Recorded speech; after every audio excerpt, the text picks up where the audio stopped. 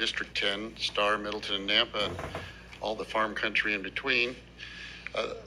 Before you, this bill, I was not to present it today. It was going to be Representative Redmond, but he got caught in another committee presenting another bill. So here I am. This bill first, it's due to some of you, but it went through state affairs due to our RSing was incomplete. This is the second go around with it to get the wording correct. But a magistrate judge came to me, who was partially retired, and he said, Bruce, need some help on a law. When people come before me with small amounts of marijuana, we have judges that go all over the board with what the fine is, some almost $0 or $50 or a traffic infraction. I said, well, what do you think it should be? And the judge said $500 for a minimum. It's up to $1,000. And it depends on the situation, what the judge would do. So this is a judge, he wanted that. He's been around a long time. So I suggested the number 420, which is a little bit cute, but the reason for that is so that it sticks in people's mind that we want to have a wall around the state of Idaho and not become like states that legalize marijuana. In my opinion, that has done no good for any state overall in their culture when they have legalized marijuana in small amounts or for recreational use. That's my opinion. I checked with a town hall meeting in Star, Idaho, and ran this bill past that committee because I wasn't sure I was going to run this year. So partway through our session, I mentioned it to him, and 100% of those attending wanted me to run this bill. So I brought this with Representative Redmond, and we bring it to you simply as a minimum fine, as requested by one magistrate judge anyway, to be set for misdemeanor possession of marijuana. How many was in the meeting? I stand for questions. 10? Does the committee have any questions for Representative Skog? Representative Handy? So if they don't have the 420, then they end up on misdemeanor probation for however long it takes to come up with a fine, at least in our county. Is that the way every county does it? Representative Skog? Madam Chairman, Representative Handy, probation is always a part of the option that judge may well give in any misdemeanor and may happen here. So it could be regardless of whether there's a fine or not. They would be on probation most of the time, I believe. Okay. Representative Cannon. Sorry, I'm not the chairman. It's just muscle memory. I apologize, Madam Representative Chair. Gannon? Representative Gannon? Thank you, Madam Chair. And Representative Skog, so I'm just thinking that it could really create an unfair playing field because you might have a worker who makes $15 an hour and has to work about 30 hours in order to pay this 420 or maybe 35 hours with deductions. And then another person might, have parents pay for it, or might be making a really big income, and $420 is nothing. That's where the 420 comes why in. we allow discretion in the amounts knows of about fines that 420. the courts give. April 20. Ask for your thoughts on that. 420 bucks. Representative Okay. Skog? Madam Would Chairman, like to Representative- respond? How did There you was know no that? question. Must There was no question. Representative Gannon, a good thought, but we don't do sliding scales based on income in criminal law, and I don't think we will do that here. I would not support that thinking, but thank you. Good thought. Representative Ehart? Thank you, Madam Chair. Representative, so this is based on a first-time conviction, and what if it's really a first time? And included, I'm not as worried about the fine as I am about the misdemeanor, and what that entails. And as I'm reading this with all of the other implications, I guess I'm wondering, I feel like, especially at the misdemeanor, that this is pretty stiff. So my question to you, one, why do you feel this is one of the compelling interests government's supposed to do as the lightest hand possible? Is this the lightest hand possible? And two, were those particularly whose maybe their kids had a first time experience, were they consulted, or was it just like everyone who's on the bandwagon, yep, fine them? I don't want drugs. I haven't voted in favor of drugs, so I'm just wondering if this just feels harsh to me. The misdemeanor, not the fine. Representative Skog? Representative Scott, Representative Ehart, it's already a misdemeanor and against the law, so I'm not touching that. This is a minimum fine because we do not want to become like other states where marijuana is smelled, the skunk weed, in every community that we walk through. If you've traveled to some of these other states, the beach in Oregon, Disneyland, you're going to smell this marijuana and see people smoking it while they're pushing their kids around in strollers. I don't want that in Idaho, and I have witnessed that. Follow-up. Follow-up, go ahead. Madam Chair, good representative, I don't think anybody wants that in Idaho, and I don't think this is going to prevent that. I guess you're right, the misdemeanor is there. Maybe that's something we can change. Will you give me an example of the range when you said there had been a range? What was the range that judges have been using with this conviction in the past? Representative Skog. Representative Scott, this is Representative Ehart. This is me talking to this judge and just one other. And so sometimes it's zero. There's pled away to nothing or just paraphernalia. This sends a message to the judges that we want this misdemeanor enforced. Are you having trouble hearing me? I can't hear. Okay. Yeah, Representative Skog, if you could move that mic closer, Yeah. it's always better. Yeah. Go ahead. Thank you, Madam Chairman. Representative Ehart. This is me talking to two different judges, the one who presented this, and then I talked with another judge also. And it's a broad range. A lot of times the charges are dismissed or pled away to just drug paraphernalia or nothing, or it comes before the judge and it's a very low fine. And that was what was distressing this magistrate. He thought there should be a set minimum, and I agree with him. You know, like sending 14-year-olds Do to you have a prison follow-up? for 10 years. Follow-up, Madam Chair. Go ahead. So, Madam Chair, Representative Skog, it sounds like you had a good conversation with one judge. May I ask if you had a conversation with many other judges? No. Representative Skog. Representative Scott, Representative Ehart, as I said, two judges I spoke to. Oh, two. That's all the judges I spoke to. There's This is a 1,500 in policy the state of decision I'm Iowa, isn't it? asking the committee to make and the House to make, that we are big no to marijuana in our state at any level. Representative Gardner. Madam Chair, Representative Skog, can you point to me in the statute where it is already a misdemeanor to have under 3 ounces? I can't seem to find that. Madam Chairman, Representative Garner, on page 2, section E. Okay, so that is what you are adding, correct? Correct. Through the chair. Yep, Madam Chair. Yep. Representative Skog. Is there, I apologize, was there a question? Madam Chair, I should have went through, but just to Madam Chair, Representative Skog, just to clarify, you are adding that it is a misdemeanor. It wasn't a misdemeanor before. Madam Chairman, Representative Garner, incorrect. It was already a misdemeanor. Can you point, Madam Chair, Representative Skog, can you please point to me in the statute where under 3 ounces was a misdemeanor? Representative Skog. Keep looking, buddy.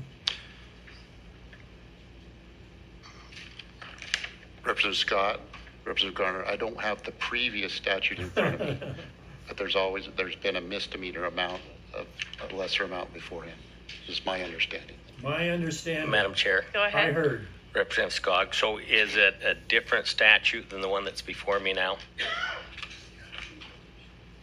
Representative Representative Scott, Representative Garner, no, it is not.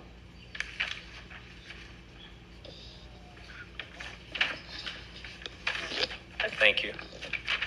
Representative Roten. Madam Chair and Representative Skog, on page 2 and about line 27 through 30 there, is that not where it speaks to the misdemeanor? I thought that part did. I'll tell you what we're going to do. We're going to keep it to questions because we do have some people to testify. So then when we discuss it at the end, we can go That's through a that. question. So, but it's to him and not. No, to him. Oh, okay. To Representative Skog. Okay. As I was reading it, isn't that where I saw that? I had that highlighted where it speaks to misdemeanor. Representative Scott, Representative Roten, that is correct. I didn't glance at that real quick. Representative Garner, to follow up on that, it's higher in the statute. Okay. Representative Fieri? I was just going to point out on page 3, line 12, guilty of misdemeanor. Is there any other questions for Representative Skog? Okay, we're gonna do the testimony now.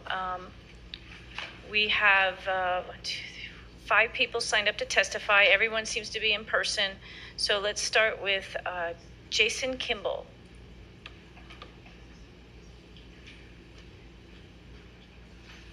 You can introduce yourself and we'll give you 2 minutes. Thank you, Madam Chairman. I'm Jason Kimball. I represent the Nampa Police Department.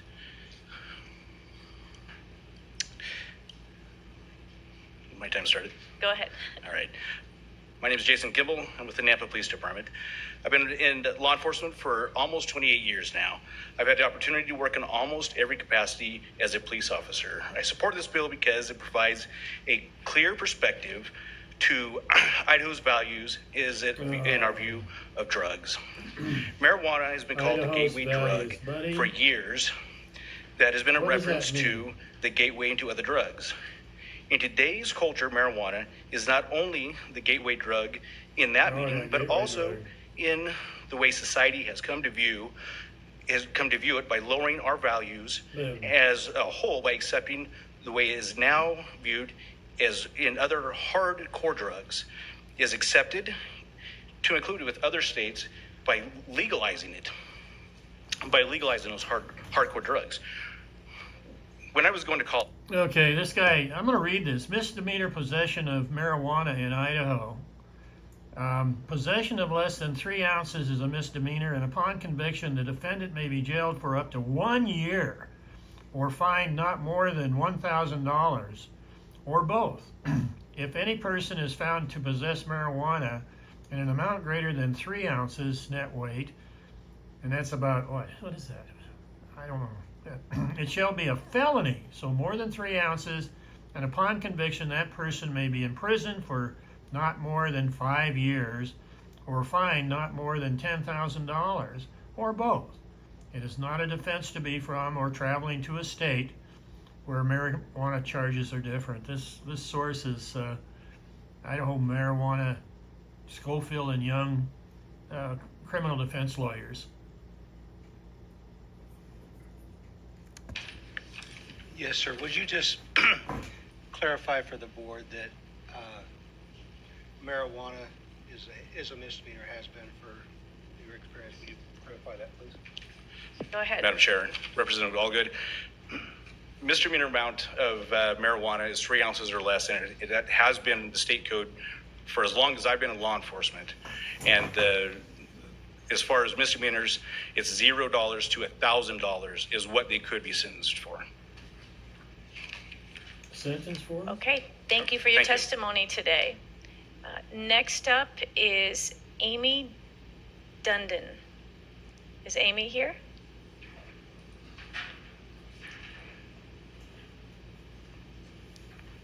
Throw our young people in jail, right? Okay, when you're ready. And then they can't vote. Thank you. Good afternoon, committee. My name is Amy Dundon. I'm here representing the ACLU of Idaho and to express our firm opposition to the bill before you. If passed, HB 606 would further criminalize low-level drug offenses, and through a mechanism that threatens judicial discretion, enhances prosecutorial power, and undermines the balance of powers. The bill would increase harm wrought by low-level drug charges by adding an additional fine to existing punishment outlined in code, which we've just discussed, $1,000 which bucks. includes a misdemeanor charge and up to a year in prison and up to $1,000 fine. Yeah. By leaving current charges in place and adding additional financial penalties, HB 606 would exacerbate the devastating impacts of ongoing targeted enforcement of drug possession laws in our state and the collateral consequences that almost always accompany entanglement with the criminal legal system. These consequences could mean anything from additional barriers to accessing employment, to safe and stable housing, to things like public benefits. And voting. And importantly, these collateral consequences would likely have the most impact on specific Idahoans. And by those specific Idahoans, I'm thinking of low-income folks. But we also know that should it pass, the harms posed by HB 606 would be unevenly distributed across communities, specifically communities of color, who would likely shoulder disproportionate impact. We already know that marijuana-related offenses in particular meaningfully contribute to uneven and racialized drug-related punishment.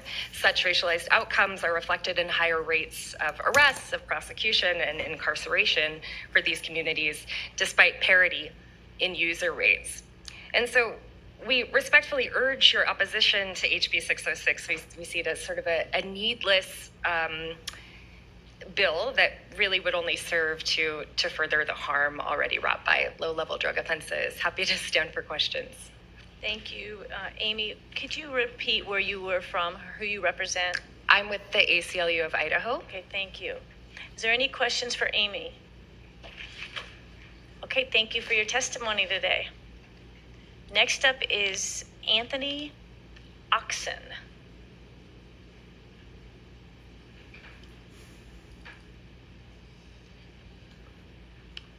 Please introduce yourself and 600,000. start when you're ready.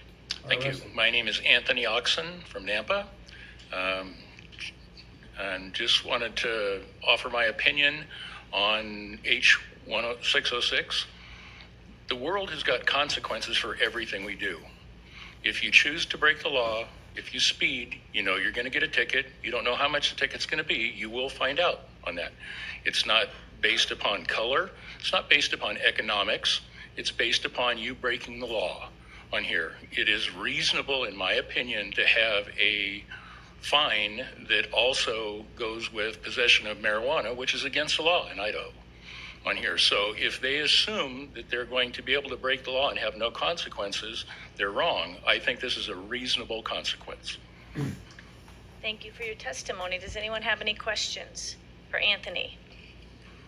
All right, thank you. Yeah, Next it's already up is Matt $1,000 Thomas. in Idaho code. So this would be an addition 420. And why? You look kind of familiar, but if you'd Because of, introduce yourself. Thank you. Sheriff Matt Thomas, Washington County Sheriff's Office. Thank you for letting me be here again. My county is a border county to Oregon. So we see drug arrests and just low-level drug arrests, possession drug arrests on a daily basis. Idaho has always been known as hard on drugs, and I think having a higher fine for simple possession of marijuana is important because we've lost the jail time on that charge. We never get anybody in jail for possession, simple possession. It just doesn't happen. We don't arrest them and throw them in jail. Instead of They usually get a $1,000, you want to have it citation, give them a court date, they go $1,420, to right? court. If they're not getting a large fine in court, they're not getting any punishment. They're not getting anything. So that's, Yeah, Well, I have my support for this bill. $1,420 instead of $1,000. Representative Cannon. 420 Madam is Chair. a holiday. In Or- addition to the fine, do we have like court costs? Do we have restitution for drug testing? Do we have reimbursements to public defender funds, that kind of thing? Go ahead. Madam Chairman, Representative Cannon, yes, that's all usually after sentence, the judge orders all that to be repaid back by through restitution. So Couple hundred, that, couple thousand. I know bucks. we submit a restitution forms for the testing of the drugs, and all that is submitted. Once they're found guilty, that they're required to pay that back. Just to So follow it could be Go ahead. $2,000. Yeah, so I kind of interpreted your testimony to say we've gotten to the point where there's no penalty. Those restitutions and court costs and reimbursement to public defense funds, that's going to run about $500 per case, isn't it? Go ahead, Sheriff. Madam Chairman, Representative Cannon, I'm not sure. I mean, it's going to be in addition to that fine. I'm not sure what it is. You know You'd have what to it ask the is. courts what that is for. You know what it is. Representative Ehart. Thank you, Madam Chair. Thank you, Sheriff. So probably my biggest concern lies in the fact that if this is truly a first offense, and I'm more concerned about kids. And so my question is, and I think you'll be able to see the correlation. My question is about breaking the law. That point had just been brought up.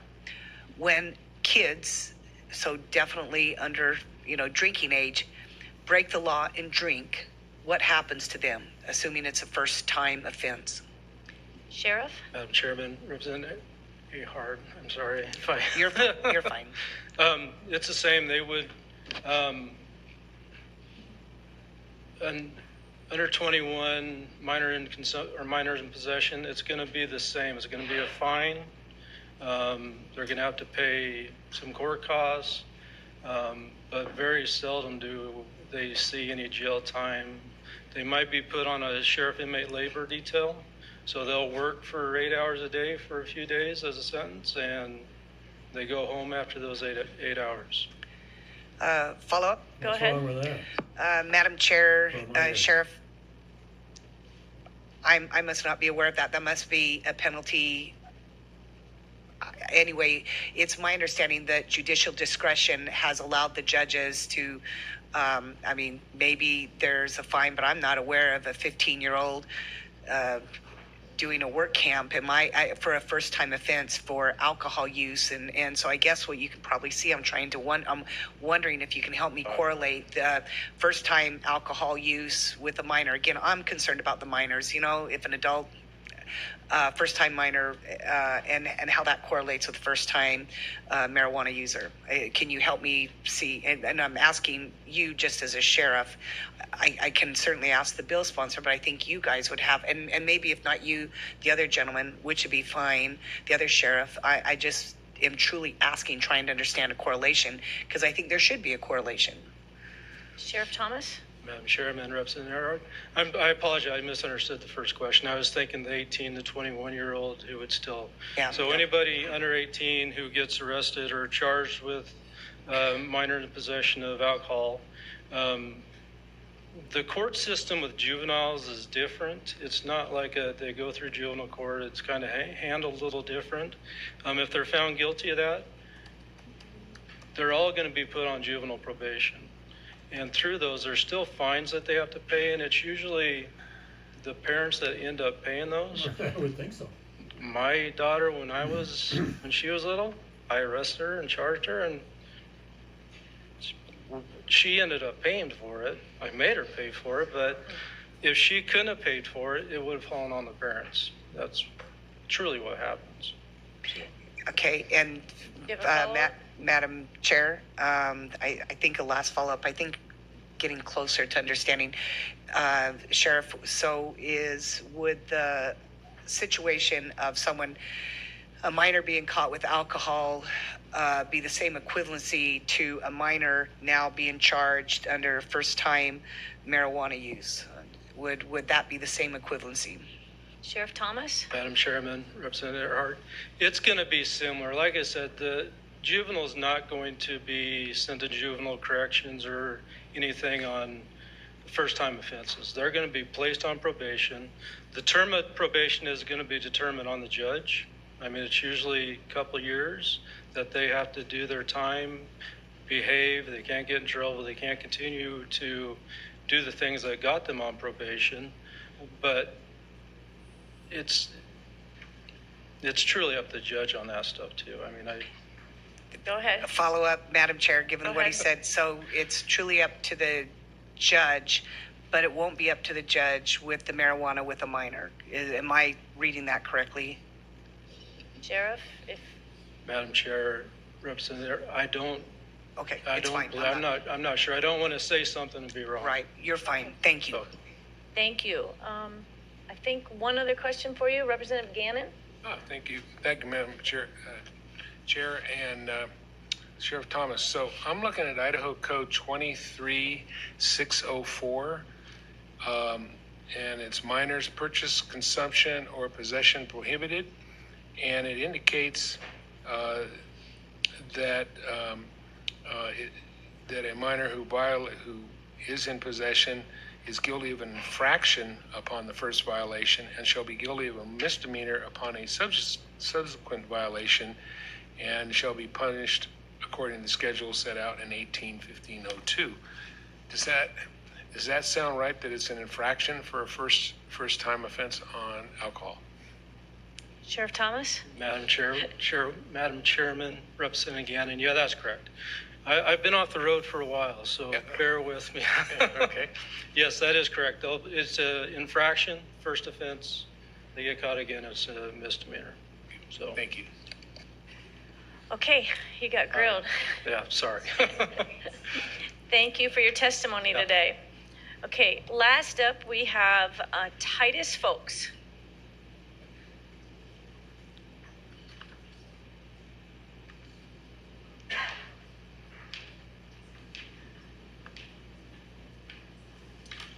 Hello, go ahead when you're ready. Awesome. Thank you, Madam Chair, members of the committee. My name is Titus Folks. I'm the Vice President at the Idaho Family Policy Center, and we support House Bill 606, and we thank the sponsors for bringing the bill forward. The Christian political tradition distinguishes between sins, which are the proper jurisdiction of individuals, families, and churches, and crimes, which are the proper jurisdiction of the civil government. The Bible is clear that the marijuana drug use is a sin, but marijuana is also a threat to public health and safety. Because of this, we cannot take its use lightly, and the prerogative to punish its possession falls within the proper jurisdiction of our state government. Some see marijuana use as a victimless crime, but that's not the case. Here are two examples. Following the decision of Colorado voters to legalize recreational marijuana, the state's violent crime rate spiked by a staggering 36.5%. Similarly, one 2021 peer-reviewed study found that Oregon experienced increases in property and violent crime after legalizing recreational marijuana. Put simply, the collateral damage caused by drug use, like marijuana, creates real victims, and that quickly becomes a concern of the community.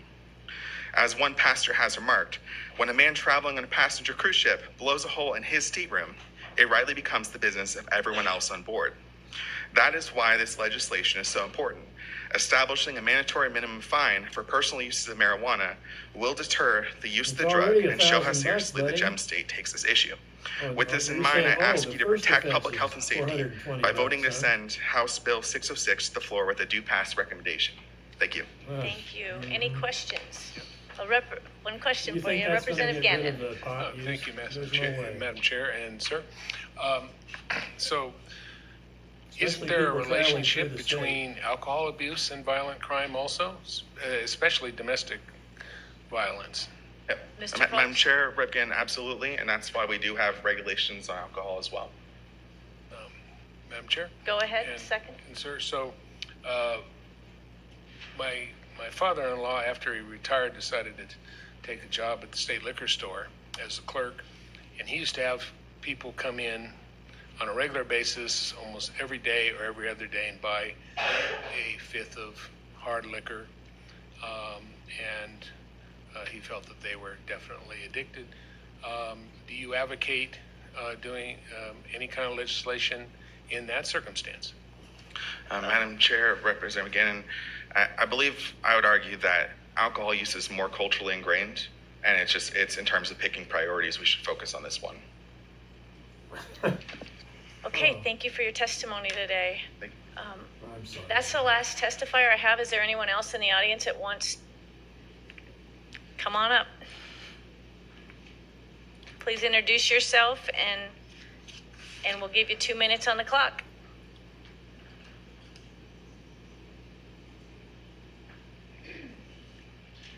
Okay, Daniel Murphy here for myself.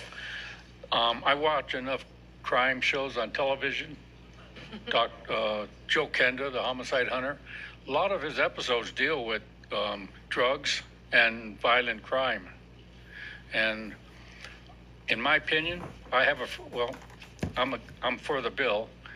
I have a friend who's my age, high school friend, down in Vegas, and they smoke every day, and they're like zombies, okay? And so I think we should Coral Sea, eh? deal with drug abuse a little bit harshly, or in my opinion, Idaho is going to go to pot. Thank you. Thank you for your testimony. Any questions? Idaho's gonna go to pot. Oh, boy. Representative Gannon. Thank you, Madam Chair and Sir. Have you, do you have any friends who have used medical marijuana or in other states to take care of arthritis, other kinds of, I guess for a better word, infirmities as you get older? I do not have friends, nor do I know of any knowledge of anyone who uses marijuana for so-called medicinal purposes. So-called. Thank you. Yeah. Thank you for your testimony. Okay, if the sponsor wants to come up and just do a closing. The Las Vegas, we were just down there. They just opened up a cafe where you can go down and you can buy pot across the counter, and then you can sit in the room and enjoy the smoke.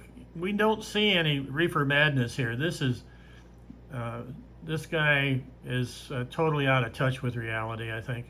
In that situation, as does the juvenile prosecutor, who can say we're to do something else. So diversion programs for minors, it's the appropriate situation most of the time. Prosecutor can plead things down.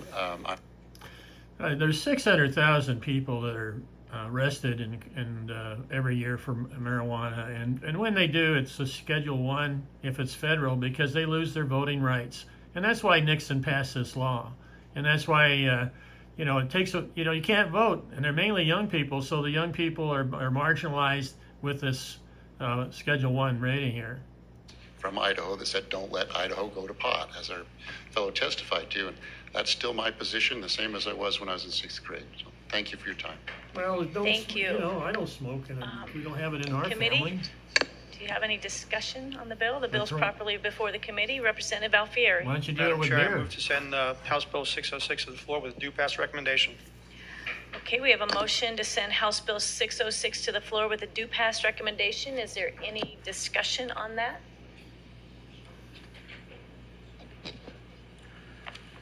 Okay, Representative Cannon. Thank you, Madam Chair. For a substitute motion, I move that we hold House Bill 606. And I'd like to speak to that motion if I can. Good Okay. on you. So this might come as a surprise to members of the committee, but I'm not a huge fan of mandatory minimum. And this is a mandatory minimum fine, not quite as egregious in my mind as a mandatory minimum prison term, but I think we need to take a step back and kind of consider what we're doing here from a policy standpoint. And I'll also say that I'm not, pro marijuana. I don't ever think we should legalize marijuana and so forth.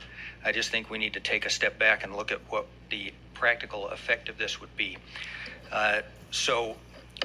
In Bingham County, where I do public defender work, we have a handful of these cases every week in our courts, and I'm guessing that every county throughout the state of Idaho similarly has one or two, or in the bigger counties, maybe 15 or 20 of these very cases on a weekly basis that make their way through the system. As the law stands, and as we've heard testimony today, there already is in place a fine which is between $0 and $1,000, and so our judges have the ability to assess the fine that they find in the circumstances to be appropriate. There's also court costs which cannot be, those are not discretionary. The judge cannot waive court costs, and they typically run about $200. Most commonly in a marijuana case, you've got some drug testing that has gone into preparing the case, and that typically runs about $100 with the state lab. And so in the typical case, there's a $100 reimbursement order to the state lab for testing. And most of these cases involve appointments of public defenders to represent the defendant. I don't know what the policy is throughout Idaho, but in Bingham County, it's standard to assess a $100 reimbursement to the public defender fund if it's a case involving the public defender.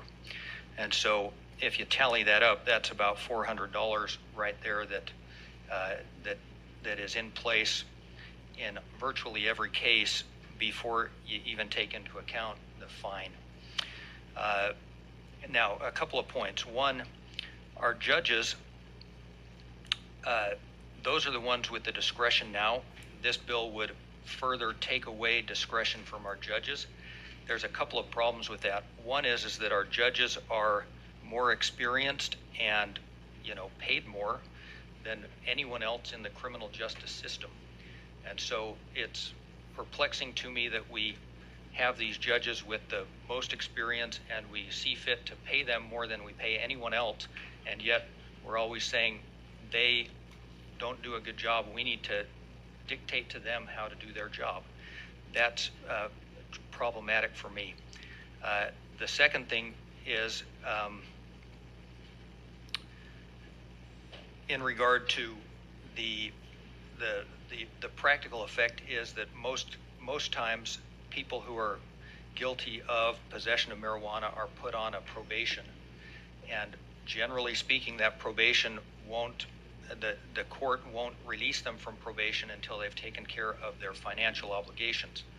So if you have a case that is kind of the typical case that has these $400 that go to court costs, reimbursement to the public defense fund, and restitution for drug testing, and you add on a typical fine of $200 or $250, you're talking about $650 total financial obligation that these folks have to take care of before they'll be released from probation. Many times they're given a payment plan, and those payment plans typically are $100 a month or sometimes even $50 a month. And so by tacking on, $200 extra in fines, 420. from a practical standpoint, you might be extending the probationary period for this person by 4 months. Or if they can pay $100 a month, maybe it's by 2 months. But in any event, it is, from a practical standpoint, it's going to lead to, instead of somebody being on probation for 6 months or 8 months, it's going to lead to them being on probation for, 10 months or a year. And they can't vote. I think that in my experience over the last couple decades where I've been in the criminal justice system, I believe that there are tools that we are starting to use that include drug courts and specialty courts, and include some of those things that actually work better than tossing people into jail, or what I think is the equivalent in a misdemeanor, minor drug offense scenario, which is just laying on them a heavy fine. And I think we ought to really explore turning our attention to not embracing the drug culture, but embracing the idea that these heavy fines and jail terms that were in vogue in the 80s and 90s scientifically have been proven not to work as well as some of these other tools that we have in the criminal justice system. Criminalizes And so youngsters. for that matter, for those points, I urge you to support this substitute motion. Thank you. Representative Ehart. Thank you, Madam Chair. Good committee. Those listening in the audience, I certainly echo that which my colleague said, with a few other concerns. First, we as a Judiciary Committee have had our members of this committee have had some side conversations about things that we'd like to be able to discuss, to bring to light. How do we really make an impact? And instead, it seems like we're just being hit with legislation after legislation, supposing to say that somehow if we don't support this, that we're not anti-drug. Well, make no mistake, very anti-drug. Was even asked during the debate to even my debate for my seat if I would even support numerous. I was a hard no. My opponent, hard yes. I don't support drugs, but I also believe this. As we proceed forward, and part of my conversation in all of this had to do with a first-time user. At some point, there is a first-time user, and first-time users can get caught, and they're kids. And maybe, in fact, I don't see the language differentiating kids, just like we didn't with fentanyl. And so my concern is this. I asked Director T-Walt this about 5 years ago when we had a joint House and Senate meeting down in the Lincoln. And I said, what is the purpose of prison? And we might use that same question for all the things that we're doing. What is the purpose? Is it just to throw people in jail, or is it just to, show the heavy hand of government? Or is there a part, especially in the beginning, for those who maybe we can yet rescue? If justice and mercy never cross, and it's always about justice and there's never mercy, then we end up creating the very person that we're trying to, that we create the very person that we're trying to move away from in society. And I just think we need more discussion.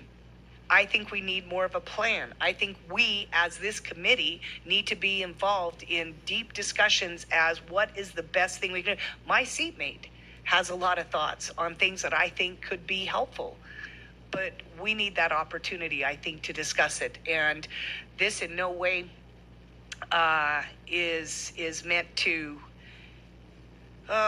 disrespect isn't the right word, because I certainly have tons of respect for our chairman, but I think we're moving in the wrong direction, and I will support the substitute motion. Representative Erickson. Thank you, Madam Chair. I guess my concern with this bill is the same as my seatmate from District 33. The effects it has on youth. I run across teenagers all the time who make impulsive decisions. They're hanging out with their friends and they just make really poor decisions. I was running a bill a couple years ago to maybe even outlaw and remove fees, because these kids that don't have, even for $420 would be detrimental to they would keep them on probation a lot longer, or even the diversion process, because it would take quite a while to pay for that fee. And on top of that, there's just always a problem with teens. We want to divert them into programs that are going to help us as much as possible remove them from addiction issues. And so that's kind of where my reservations are, just because I would like to see a carve out for teenagers and figure out another method for that. Representative Gannon. Thank you, Madam Chair. The young kid, $15 an hour working fast food or something like that. This $420 plus whatever's given under C3, which it can be up to $1,000 or 1 year in prison, can be a huge burden. But maybe a better, and it doesn't accomplish much except get the government some extra money for the court funds. And maybe a better approach for us to consider is maybe 4 hours of education on the dangers of drugs and that kind of thing. In 4 other hours and words, 20 minutes. You'd still go through the process that we have now, but instead of adding $420 to whatever it is, say, okay, we're going to add 4 hours of education that you have to take on your first, especially on your first offense. So I think there's a better approach. Good on you. Representative Sauter. I'm Madam Chair, Representative Skog. I called home on this one and spoke with one of our judges, and the judge identifies himself as our most conservative one. Their response back was that they thought 420 was a little high. And I don't say that as a joke. They just mentioned, it was mentioned that 420, that it's normally $200 in our court for fees. So, and that the fine typically was $125 up to $200. So I'm just representing home, feeling like maybe 420 should be, if 420 is our number and that we really want to get to that, maybe we need to look at it as 420 would be the complete number and not 420 plus. So so that's That's kind of where I sit. I just wonder if we are, I mean, echoing the comments of a lot of people, pushing too hard on a number and a fee. And after all, we're trying to deal with this issue. I'm not at all in favor of any legalization or anything else for pot. As a former first responder, I really have issues with the fact that it's difficult to test and figure that out in the field. But anyway, as far as the fine goes and checking back in at home with our courts, I just think we got to watch this. Thank you. Representative Allgood. Thank you. I just wanted to clarify a couple things. The sponsor of this bill said that this was brought to him by judges that were saying this was what they wanted. I just wanted to reiterate that. The second thing is there's been discussion about juveniles, and juveniles have a separate court system. They're not ticketed, they're petitioned, and the prosecutor's office treats those differently. So when we're talking about kids, they're in a different system than you or I would be in. So it is a different format that they're addressed with. And then just lastly, the idea of 420 plus fines and stuff, that is a significant amount of money. I agree. But there's an easy way to avoid that. Just don't do drugs. It's not difficult to avoid that. So anyway, I thank you. That's all I had. Representative Young. Thank you, Madam Chair. I just would appreciate some clarity on the juvenile issue. Is there someone that could help me out with that? Does this pertain to juveniles or not? And I don't have an answer for you, but is Representative Cannon, do you have an answer? I'll yield and address it as best I can. And I know that in Bingham County, drug cases are typically handled in the juvenile system for kids under 18 years old. I'm not 100% sure because I think that the law is written in a way that there's some discretion with the prosecutor and the court as to whether they, treat that as kind of a choice or if there is no jurisdiction in the adult court. But I think from a practical standpoint, we do, at least in Bingham County, handle these types of cases in juvenile court as opposed to adult court for kids under 18 years old. Okay. Representative Handy. Just a couple of comments, Madam Chairman, just a couple of comments. So, the dollar amount, that's probably just the start of it because most of these people are good sheriffmen. If they don't have the money to pay the fine, they'll be on misdemeanor probation for years. And that's not an exaggeration. And they will have paid their fine multiple times over, but just never had that much money together at one time to go in and pay it. And there are some people that came in that you probably ought to skip the 420 and go right to the $1,000 so you can get somebody's attention. And all of these factors is why we have judges, that they can use some judicial discretion to decide what is the best way to get this person's attention.